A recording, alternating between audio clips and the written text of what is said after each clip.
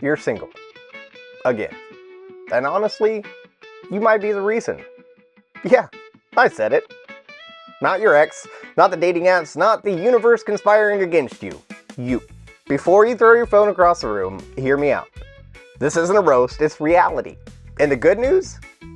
You can fix it. Today we're going to break down exactly why your love life keeps circling the drain, the hidden patterns you might not even realize you're repeating, and actionable ways to stop sabotaging yourself. But before we get messy, like, subscribe, and comment which part of your dating life is a dumpster fire. Trust me, we're all in the same chaotic boat.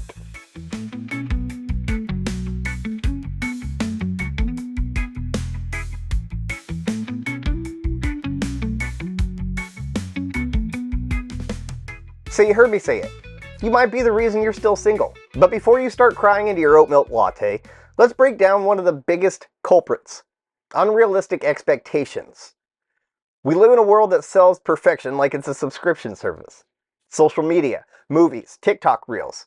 They make it feel like your partner should be a CEO, a fitness model, a Michelin star chef, and an emotional guru all at once. Here's the problem. Science says this doesn't work. A 2018 study in personal relationships found that people with highly idealized expectations were more likely to be disappointed, break up, or fail to commit. In short, expecting a unicorn almost guarantees you'll date a jackass. Sorry, donkey. Even little flaws, we blow them up into deal breakers. Missed text, ghosted. Slightly messy, over. Likes pineapple on pizza, clearly incompatible. Don't worry, I agree on that one. Meanwhile, actual humans, who are messy, forgetful, and imperfect, are ghosted or dismissed for no real reason. Here's a simple exercise. Write down your top 3 must-haves that actually matter long-term. Things like shared values, communication style, emotional availability. Then, write down your idealized traits. Things like looks, job title, Instagram aesthetic. Start separating the essentials from the fantasy checklist. And here's the kicker. Your expectations aren't just shaped by social media. They're also wired into you from childhood. Yep, how you were raised affects the people you date and how you let them treat you. So we just talked about unrealistic expectations. But even if you clean up that checklist, there's another invisible force running your dating life. Your childhood. Yep, the way you were raised, the love you got or didn't get, and even the trauma experienced shapes the people you're drawn to. Here's the truth.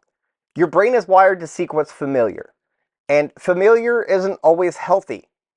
If you grew up with an absent or emotionally unavailable parent, studies show you're more likely to be attracted to partners who are unavailable or inconsistent. If you were overprotected or constantly controlled, research finds you might avoid commitment or shy away from intimacy. If your early environment was critical or high conflict, you might unconsciously repeat patterns of criticism, drama, or chaos in adult relationships. Basically, your childhood lays the tracks and your adult dating life often just follows them, whether you like it or not. First step is awareness. Recognize your patterns. Ask yourself, am I chasing drama because it feels familiar? Am I avoiding closeness because I wasn't allowed to be vulnerable as a kid? Second step, pause before reacting.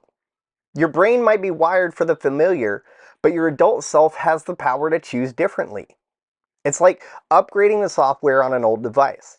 Same hardware, better programming. Once you understand these patterns, you'll start noticing something. How often we push away the good ones and chase the ones who hurt us. And trust me, that's next. So now you know your childhood laid the tracks. But here's the thing. Sometimes, even when the tracks are clear, we still hop on the wrong train. Yep, we push away the good ones and chase the people who hurt us. And before you roll your eyes, there is science behind it. Why does this happen? Well, let's break it down. Your brain seeks patterns it knows, even if they're unhealthy. Studies show attachment theory shows that people with anxiety and avoidant attachment styles often gravitate towards partners who replicate old relationship patterns, whether that's neglect, inconsistency, or drama. Ever notice how toxic relationships feel exciting at first? That rush isn't love. It's your brain on dopamine, triggered by unpredictability. Harvard research on relationship satisfaction found that novelty and unpredictability spike dopamine the same way that illegal drugs do. Essentially, drama can feel like chemistry, but so can cocaine. People who are stable, kind, and emotionally available may seem boring compared to someone chaotic. But here's the irony. Those boring partners are the ones who build long-term happiness. Start noticing the patterns. Are you chasing drama because it's familiar? Are you pushing away people who treat you well? Awareness is the first step to breaking the cycle. Once you see the patterns, the next step is actually fixing them. That's where rewiring your brain and self-work comes in, which we'll cover next. So you know the patterns. You chase drama, push away the good ones, and sometimes let chaos feel like love. Awareness is step 1. Step 2, rewiring your brain. And yes, even your no-no square gets in on this. Your brain is plastic. Your no-no squares, well, they can also lie to you too if you're not careful. Neuroplasticity proves that your brain can change with new experiences. Your job is to teach it, and your reproductive organs to stop picking the wrong people. Here's how. Number 1, train your brain and your no-no squares to say no. Write down deal breakers, behavior attitudes, and yes, physical traps you will no longer tolerate. When your brain or your other parts start whispering, just one more time, you know you have a written reminder to say nope. Science backs this. Clear boundaries improve relationship satisfaction. Number 2, pause before reacting. Feeling drawn to chaos? Stop. Breathe. Ask your adult self, is this actually healthy or just familiar? Number 3, expose yourself to healthy patterns.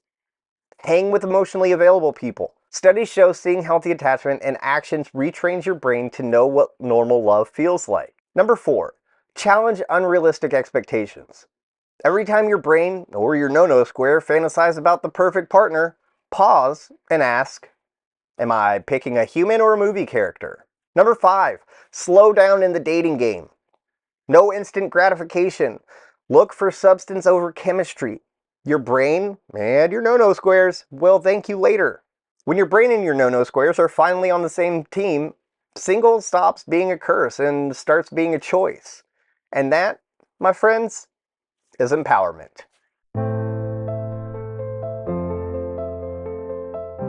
So here's the deal. You're single, but now you know why. Unrealistic expectations? Check. Childhood patterns influencing your choices? Check.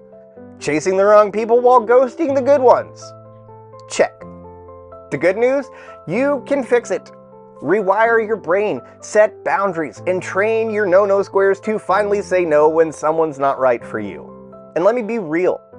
This isn't about being perfect.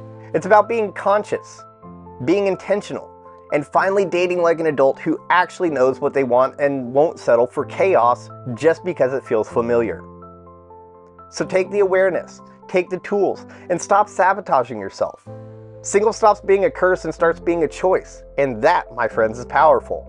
If this episode hit a little too close to home, comment below your worst dating pattern. Like and subscribe and stick around because next week we're going to be talking about something way deeper. Until then, do you, but do it with love and affection. I'm Kyle Fields. Take care.